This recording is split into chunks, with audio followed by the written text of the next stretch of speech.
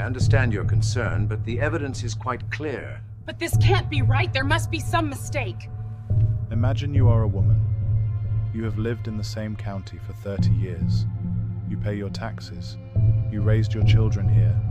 You have voted in every election since you turned 18. You know where the polling station is. You know the people who work there. You might even be on a first-name basis with the woman who checks you in. Now imagine walking up to that same table and being turned away. Not because you have done anything wrong, not because you are not a citizen, but because the name on your birth certificate does not match the name on your driver's license. Because 30 years ago, you got married and changed your last name, which is something that roughly 80% of American women have historically done. And now, under the Safeguard American Voter Eligibility Act, the SAVE Act, that choice, made in a moment of love and tradition, has quietly become an administrative wall between you and the ballot box. That scenario is not hypothetical. It already happened in New Hampshire, after the state adopted a similar documentary proof of citizenship requirement. One woman was sent home twice, first to retrieve her birth certificate, then to retrieve her marriage certificate. Another had divorced but kept her husband's name. She was only cleared to vote after the Secretary of State's office personally intervened. Welcome to History Repeating. I am your host, and today we are doing what this channel was built to do: place a current political moment inside a longer story, because the longer story is always more illuminating than the headline. The SAVE Act passed the House of Representatives on a partisan vote in February 2026. Its stated purpose is to prevent non-citizens from voting in federal elections. Its practical effect, critics say, would be to create documentation hurdles that fall disproportionately and with almost geometric precision on women, particularly married women, as well as people of color, young voters, rural voters, and trans Americans. Voting rights groups estimate the bill could affect as many as 69 million eligible women voters. If you think that sounds like a familiar story, you are right. It is a very familiar story. The specific bureaucratic mechanism is new. The architecture underneath it is ancient, and that is exactly what we are going to examine today. If you are watching this to wind down, go right ahead. These videos are meant to be long and slow and informative, but if you want to stay sharp, and I think you do, because you are here, then buckle up. We are going to go back, far back, and then we are going to come forward again, through some of the darkest and most instructive episodes in American political history, all the way to a bill moving through the United States Senate right now. Because history is not just what happened, it is what keeps happening, wearing different clothes. Part 1. What the SAVE Act actually does. Before we go anywhere in time, we need to understand exactly what we are talking about. The SAVE Act, the Safeguard American Voter Eligibility Act, requires that any person registering to vote in a federal election must present documentary proof of U.S. citizenship in person. The acceptable documents include a U.S. passport, a birth certificate, a naturalization certificate, or certain forms of government-issued photo ID that specifically indicate citizenship status. That sounds reasonable on the surface. Of course, only citizens should vote in federal elections. Nobody serious disagrees with that principle. And non-citizen voting in federal elections has been illegal for over a century. Multiple state and federal audits, including audits conducted by Republicans, have found it to be vanishingly rare. Georgia's pre-election audit ahead of the 2024 general election found 20 people statewide who had registered but were not citizens. 20 people, in a state of roughly 11 million registered voters. So the problem the SAVE Act claims to solve is, by the available evidence, nearly non-existent. But the problem it would create is very real, and it is especially real for one particular group. The Center for American Progress analyzed the bill and found that approximately 69 million American women have birth certificates that no longer match their current legal names because they got married and took their spouse's surname. Under the SAVE Act, those women would need to produce not only a birth certificate, but also additional documentation showing the name change, typically a marriage certificate, though the bill is ambiguous enough that different states and different election officials might interpret this requirement differently. Legal experts told NPR that this ambiguity is itself a problem, because it creates uneven enforcement, and because election officials who interpret the law too generously could face criminal prosecution under a separate provision of the bill. Read that again. Election officials could face criminal charges for being too lenient. In that environment, which official is going to take the risk? Which exhausted poll worker is going to make a judgment call in a woman's favor when a criminal charge is the cost of a mistake? The bill also eliminates online voter registration and makes it significantly harder to register by mail, requiring in-person visits to present documents. For working mothers, for people without transportation, for rural voters who live an hour from the nearest election office, this is not a minor inconvenience. It is a structural barrier. Every move, every party affiliation change, one voting rights attorney said, and these women would be required to go with all of their documentation every single time. Supporters of the bill say the fear-mongering is overblown. They say states will create processes to accommodate voters whose documents don't match. The White House press secretary has called Democratic concerns a complete fallacy. Senator Lisa Murkowski, a Republican from Alaska who expressed hesitancy about the bill, framed the issue differently. "This is not how we build trust," she said. "Whether or not the SAVE Act is deliberate suppression or merely a blunt instrument that happens to cut deepest against women, the practical outcome is the same. And the practical outcome is what history asks us to examine." Part 2. The long history of making women's votes harder to cast. To understand where we are, you need to understand where we have been. And the first truth you have to hold in your head is this. The 19th Amendment, ratified in 1920, did not give women the right to vote. It prohibited the denial of voting rights on the basis of sex. That is a technical distinction that contains an enormous amount of history, because the history of American voting rights is largely the history of finding workarounds, legal mechanisms that nominally comply with constitutional amendments while functionally gutting them. The 15th Amendment, ratified in 1870, prohibited the denial of voting rights on the basis of race. Within a decade, Southern states had effectively nullified it through a combination of poll taxes, literacy tests, grandfather clauses, white primaries, and organized racial terror. The amendment sat in the Constitution for nearly a century, theoretically intact, while millions of Black Americans were systematically prevented from exercising the right it guaranteed. The Voting Rights Act of 1965 was not the granting of a new right.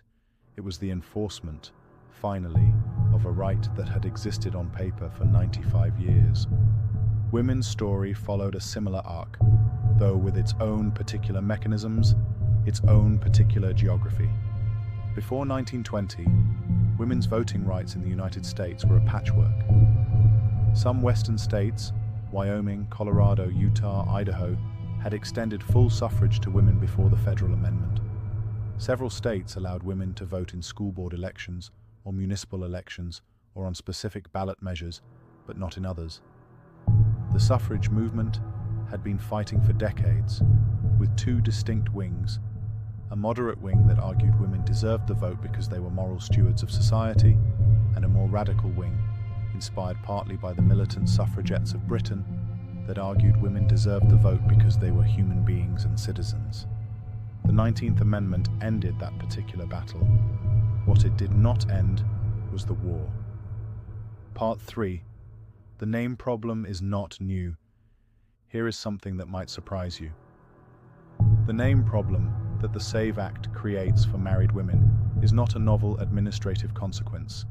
It was an actual legal weapon used against women voters in the years immediately following the 19th Amendment.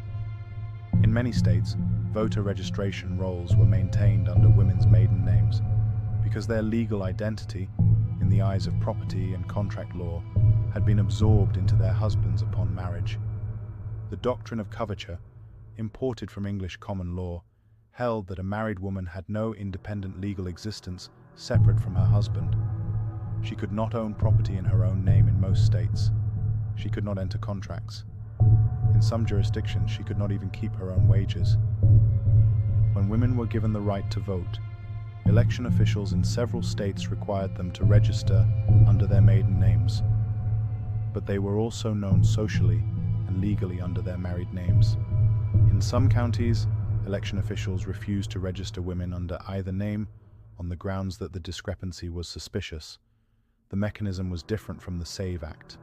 The outcome was identical, a name mismatch used as a bureaucratic choke point to stop women from voting. The problem was compounded in states that used poll taxes. The tax had to be paid in the taxpayer's legal name. For women navigating the post-coverture legal transition, the question of which name was their legal name was genuinely unclear in many jurisdictions. Some women paid the tax under one name and tried to register under another. Officials denied them. This is the pattern we will return to again and again. A requirement that sounds neutral. Prove who you are, prove you paid your tax, prove you can read. That is designed and applied in ways that fall with crushing weight on specific groups. The SAVE Act's name-matching requirement is not a new invention.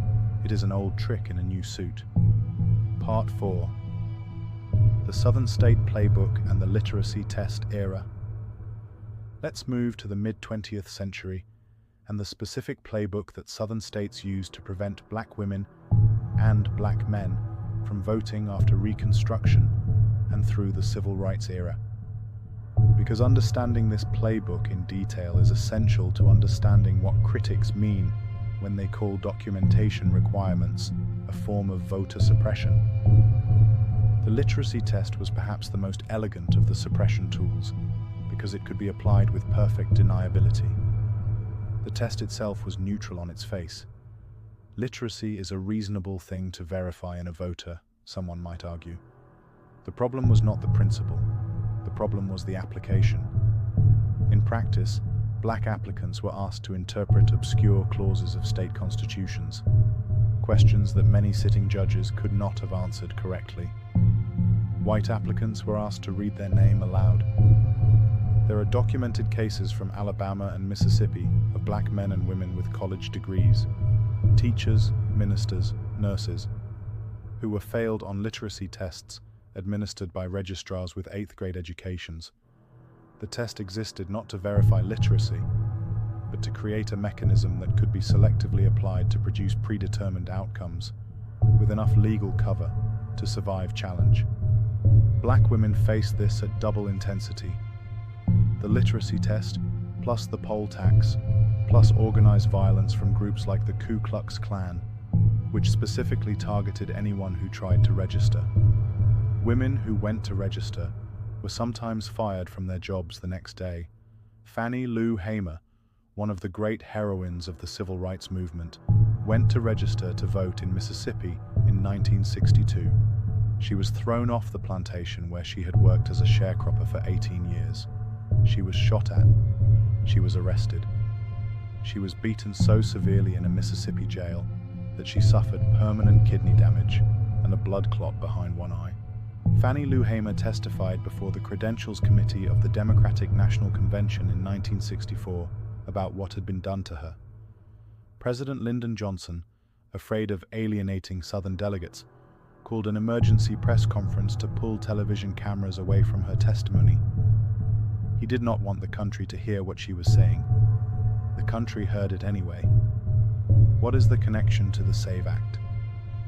The connection is the architecture, the literacy test, the poll tax, the SAVE Act's name-matching requirement. None of them say, women cannot vote, or black people cannot vote.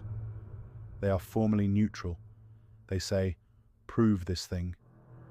And the thing they require is precisely the thing that, by a remarkable coincidence of social history, the targeted group is statistically less likely to have readily available. 69 million women lack a birth certificate that matches their current name because they got married. 21 million voting-age citizens lack easy access to a proof of citizenship document, and people of color are disproportionately represented in that group. These are not accidents. They are the predictable contours of social history, of who has had access to the institutions that generate these documents, of who has moved, of who has changed their name, of who has spent time in the informal economy, or the foster care system, or the military. A requirement that sounds neutral can produce outcomes that are anything but. Part 5. The coverture doctrine and the logic of dependency. We need to spend some time on coverture because it is the legal and philosophical ancestor of the problem we are discussing today. It is also one of the great underexplored chapters of American legal history. Coverture, derived from French and English common law, held that upon marriage, a woman's legal identity was covered by her husband's. She became, in the legal phrase, a femme coverte, a covered woman.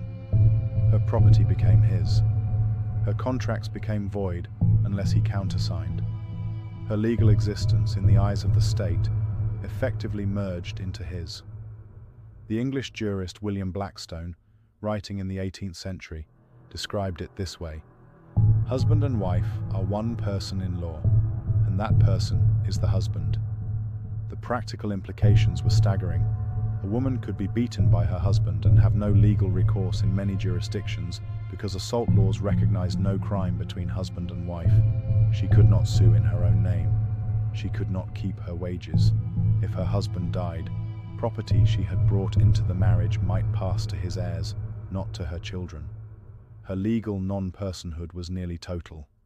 Coverture was central to the anti-suffrage argument. If women were legally subsumed into their husbands, the argument went, they were already represented in elections through their husbands' votes. To give women separate votes would be to double count the interests of the household, or worse, it might allow wives to cancel their husbands' votes, creating domestic chaos. The anti-suffragists were not simply bigots, though many of them were. They were working from a coherent, if monstrous, legal philosophy, that women's political representation was already handled through the mechanism of marital unity. The suffragists fought coverture explicitly. Elizabeth Cady Stanton, at the Seneca Falls Convention of 1848, listed the denial of voting rights alongside the legal stripping of property, wages, and personhood as parts of a single system of subordination. The declaration of sentiments she drafted that day was a systematic indictment of coverture. He has made her, if married, in the eye of the law, civilly dead. Coverture was dismantled gradually over the course of the 19th and early 20th centuries. The Married Women's Property Acts, passed in various states beginning in the 1840s, started to restore women's right to own property. The 19th Amendment dealt coverture another blow, but the ideology underneath it, the idea that a married woman's identity is appropriately channeled through and subordinated to her husband's, did not disappear when the laws changed. It persisted in culture, in administration, in the assumptions baked into bureaucratic systems. When the SAVE Act requires a married woman to produce her birth certificate plus her marriage certificate every time she updates her voter registration, it is functionally encoding the logic of coverture into the modern voting system. It says, your original identity, the one the state assigned you at birth, is the authoritative one. The name you chose to take when you married is a deviation that requires documentary justification. It treats the act of taking a married name as a problem to be corrected for, rather than as an exercise of personal autonomy that the state should simply accommodate. You do not have to believe that this was the intent of the bill's drafters to see that it is the effect. An effect is what history measures. Part 6. International Parallels. When neutrality is the weapon. America is not the only place where this story has played out, and looking at international parallels helps us see the mechanisms more clearly, stripped of partisan context. In post-independence Algeria in the 1960s, women had technically received the right to vote, a right enshrined in the new constitution after a brutal independence war in which women had played major roles as couriers, fighters, and organizers. But in practice, registration and voting processes were controlled through local administrative councils dominated by conservative men. Women who wished to vote were often required to register through their father or husband, a requirement that was not explicitly written into the law, but was enforced through the discretion of local registrars. The formal right existed. The practical exercise of it depended on male approval. In apartheid South Africa, the situation was even more explicit.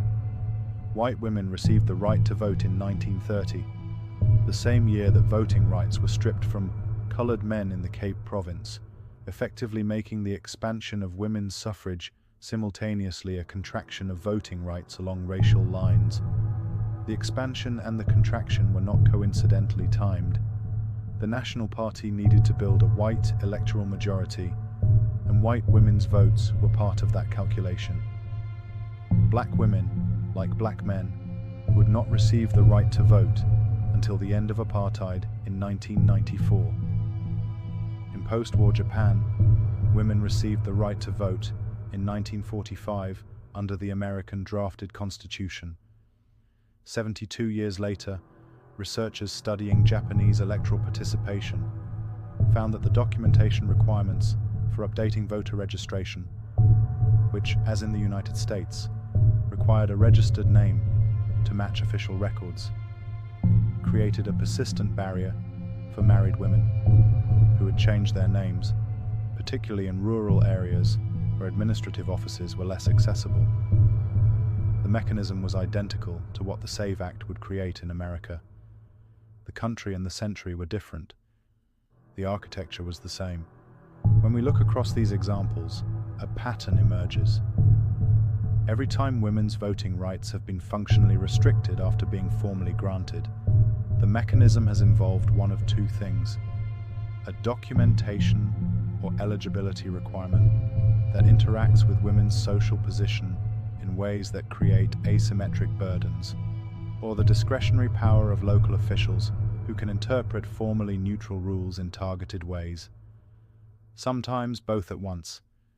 The SAVE Act, with its documentation requirements, its ambiguous standards for name change documentation, and its criminal penalties for officials who interpret the law too generously, combines both elements.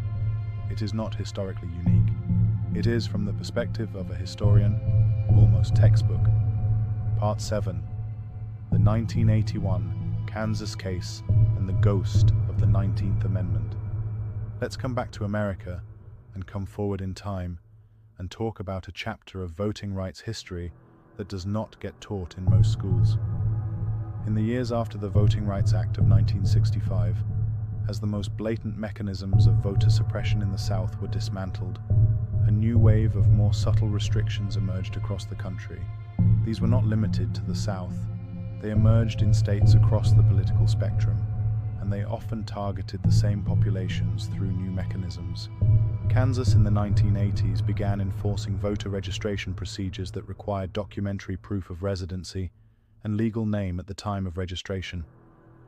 The implementation of these requirements had a documented disparate impact on recently married women who had changed their names but whose documentation, driver's licenses, utility bills, social security cards, did not always match each other in the transition period following a name change. Women who moved after marrying, creating a simultaneous name change and address change, were particularly vulnerable. The Kansas experience was part of a broader national phenomenon in the late 1970s and 1980s. The proliferation of registration rules that sounded administrative and technical, but that created real access barriers for specific populations. Researchers began documenting what they called registration mortality, the rate at which completed registration forms were rejected or discarded due to technical errors, including name mismatches. The rates were not evenly distributed. they were consistently higher for women, for people of color, and for low-income voters. The National Voter Registration Act of 1993, the Motor Voter Law, was in part a response to this problem. It streamlined voter registration, attached it to driver's license applications, required states to provide registration opportunities at social service agencies, and limited the conditions under which states could remove voters from the rolls. The SAVE Act would effectively gut several key provisions of the NVRA by reimposing documentary requirements and in-person registration mandates. In other words, we already had this fight. We already won it. The SAVE Act is an attempt to relitigate a settled question, using the newer language of citizenship verification instead of the older language of name and address documentation. The clothes change, the argument does not. Part 8. The suffragists who were never included. Here is the hardest part of this history, and I think it is important enough that we need to sit with it for a moment, even if it is uncomfortable. The mainstream American suffrage movement, the movement that won the 19th Amendment, was not a movement for all women. It was, for much of its history, a movement for white women, and some of its most prominent leaders actively argued for women's suffrage on explicitly white supremacist grounds. Elizabeth Cady Stanton, after the passage of the 15th Amendment granted black men the right to vote, wrote with fury that it was an outrage that ignorant and degraded black men should have the vote while educated white women were denied it. She and Susan B. Anthony broke with Frederick Douglass, a longtime ally of the suffrage movement, over the 15th Amendment. They believed white women's suffrage should come first. Anthony reportedly said that she would cut off her right arm before she would demand the ballot for black men and not women. The Southern strategy of the suffrage movement, the deliberate effort to win Southern states' support for women's suffrage by framing it as a way to outvote black men, is one of the most damning chapters in American progressive history. Southern suffragists argued explicitly that white women's votes would counterbalance black political power. Some proposed that women's suffrage be combined with educational or property requirements that, as we have seen, were designed and applied to prevent black voters from qualifying. Black women suffragists, Ida B. Wells Barnett, Mary Church Terrell, Nannie Helen Burroughs, and many others, fought on two fronts simultaneously. They fought for women's suffrage against a male establishment that dismissed their political personhood, and they fought within the suffrage movement against white women who were willing to throw them overboard to win Southern support.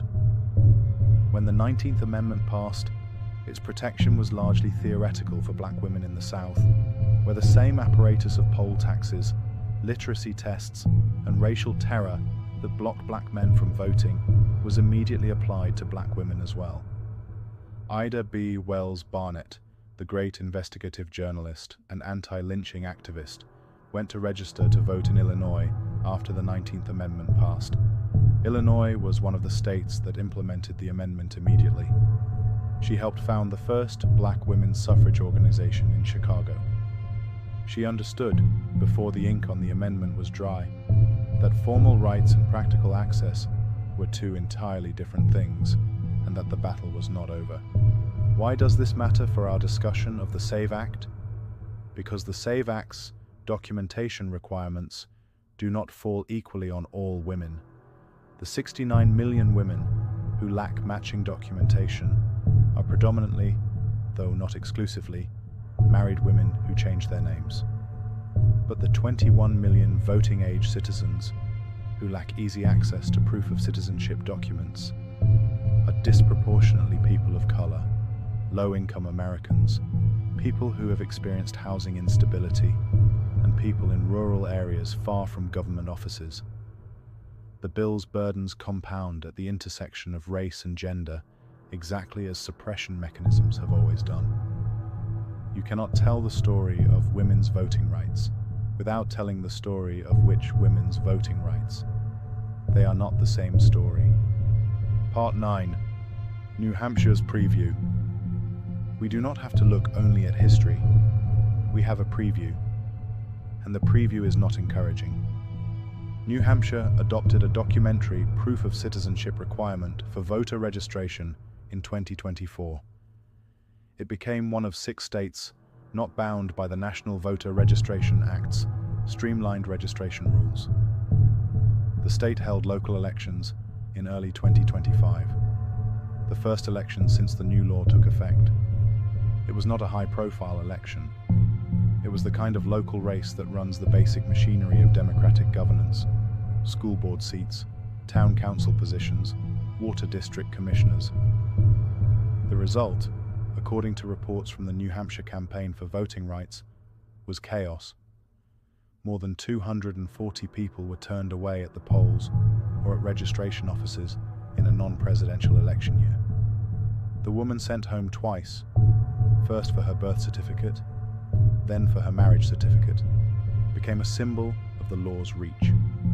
A divorced woman who had kept her married name was only cleared to vote after the Secretary of State intervened personally. The idea that women have to prove their name change is profoundly sexist and limiting, Betsy Spencer, the divorced woman, told New Hampshire Public Radio. Think about what it takes to get 240 people turned away in a low turnout local election in a small state. Think about what those numbers scale to in a presidential election in a large, diverse state with millions of married women, millions of people of color, millions of working parents who cannot take multiple days off to collect documents and visit a registration office in person. There's absolutely no runway for this bill, said Greta Bedekovich of the Center for American Progress. Overnight, you would be changing the way that every single American registers to vote and how millions of people actually vote at the ballot box. New Hampshire is the SAVE Act at a smaller scale, in a less diverse state, with a relatively small population. It is the preview. And the preview shows us exactly what historians would have predicted it would show. Documentary requirements interact with the social reality of women's name changes in ways that create real, documented, measurable barriers to voting. Part 10. The debate. The SAVE Act is really having. At this point in the video, I want to do something that I think honest history demands.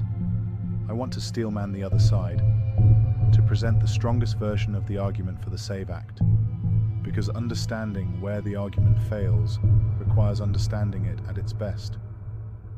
The strongest version of the argument goes something like this. Democracy depends on the integrity of elections. Voter fraud, even if rare, erodes public trust in democratic institutions. And that erosion of trust is itself a harm to democracy. A requirement that voters prove their citizenship is not categorically different from a requirement that they prove their identity, which most Americans already accept. Other democracies, including many European countries, have stricter voter identification systems than the United States. Documentation requirements can be made workable by allowing additional forms of secondary evidence, like marriage certificates. The administrative burden, while real, is manageable for most people and is outweighed by the benefit of maintaining election security. That is the best version of the argument. Now here is where it fails, historically speaking. First, the premise. Non-citizen voting in federal elections is already illegal. It has been illegal for over a century. Multiple audits by election officials from both parties have found it to be extraordinarily rare, so rare that no credible researcher has been able to identify a single federal election in which it affected the outcome. A policy that solves a problem that does not exist is not election security. It is something else. Second, the comparison to European systems is misleading. Countries with strict voter ID systems typically have robust national identity programs that issue ID documents automatically to all citizens. In Germany, you are required to have an ID card, and the state issues it to you. In Sweden, voter rolls are maintained by the national registration system. which tracks citizens automatically. The United States has none of these backstop mechanisms. It has 51 separate election systems, widely varying state ID requirements, and an estimated 21 million citizens without easy access to a citizenship document. Requiring documents without providing them is not European-style election security. It is a burden imposed on voters without the infrastructure to support it. Third, and most importantly, for our purposes, history tells us that manageable is not neutral. The literacy test was, arguably, manageable for a literate person. The poll tax was, arguably, manageable for a person with money. The multiple document requirement created by the SAVE Act is, arguably, manageable for a person with time, transportation, money, and proximity to government offices. The argument that the burden is manageable always expresses a perspective from a position of relative advantage. History asks us to examine who finds it manageable and who does not. The answer in this case is clear. 69 million women, 21 million citizens without easy access to documentation, millions of working parents, millions of rural voters. They do not find it manageable. That is not fear-mongering. That is what happened in New Hampshire. Closing. History does not repeat, but it rhymes. Mark Twain is often credited with the observation that history does not repeat itself, but it rhymes. Whether or not he actually said it, the idea is useful. The SAVE Act is not the poll tax. It is not the literacy test. It is not the coverture doctrine, or the grandfather clause, or the white primary. Each of those mechanisms was specific to its historical moment, shaped by the politics and culture of its time. But the SAVE Act rhymes with all of them. It rhymes in its structure, a requirement that is formally neutral but practically asymmetric. It rhymes in its justification, a claimed threat to the integrity of the system that upon examination turns out to be nearly non-existent. It rhymes in its targets. The people who bear its burdens are disproportionately the same people who have always borne the burdens of voting restriction: women, people of color, low-income Americans, rural voters. And it rhymes in its mechanism, the weaponization of bureaucratic procedure, of documentation gaps, of name mismatches and paper trails against eligible voters. The suffragists who marched in Washington in 1913, who were told to walk at the back of the parade if they were black, who were pelted with objects by hostile crowds, who were arrested and force-fed in jail when they went on hunger strikes, who spent decades fighting a system that insisted they did not need political representation because their husbands spoke for them. Those women understood something that we are still relearning every generation. The right to vote is not a gift that, once given, stays given. It is a right that must be actively defended, because the forces that benefit from its restriction are active, patient, and creative. They do not usually announce themselves. They do not usually say, "We want women to vote less." They say, "We want elections to be secure." They say, "We want to verify citizenship." They say, "We want to prevent fraud." The mechanism changes. The language changes. The result, when you look at it clearly, stays remarkably constant. Fannie Lou Hamer was beaten and shot at for trying to register to vote in 1962. She went back and registered anyway. When asked why she kept going back, she said, "I'm sick and tired of being sick and tired." The SAVE Act is moving toward the Senate. Senator Lisa Murkowski has expressed hesitation. The bill needs 60 votes to overcome a filibuster, and that threshold has not yet been reached. Whether it passes, fails, or is transformed into something else in the Senate, the fact of its passage in the House by a near-party line vote just 2 months after a new administration took office tells us something about where we are. We are in a rhyme. The question, as it has always been, is what we do about it. This is history repeating. Thank you for watching and for thinking with me today. If this video made you want to learn more, I would suggest starting with Lieta Gidlow's work on women's suffrage in the 1920s and Ari Berman's Give Us the Ballot on the history of the Voting Rights Act. Both are essential reading for understanding how formal rights and practical access have diverged throughout American history. If you found this useful, please share it. Not because I need the algorithm, but because this information needs to travel. Subscribe if you want to keep doing this kind of deep historical work together, and leave a comment. I read all of them. Tell me where you are watching from, what questions this raised for you, what piece of this history you want us to explore further. The past is not finished, it is working, and so are we. I understand your concern, but the evidence is quite clear. But this can't be right. There must be some mistake.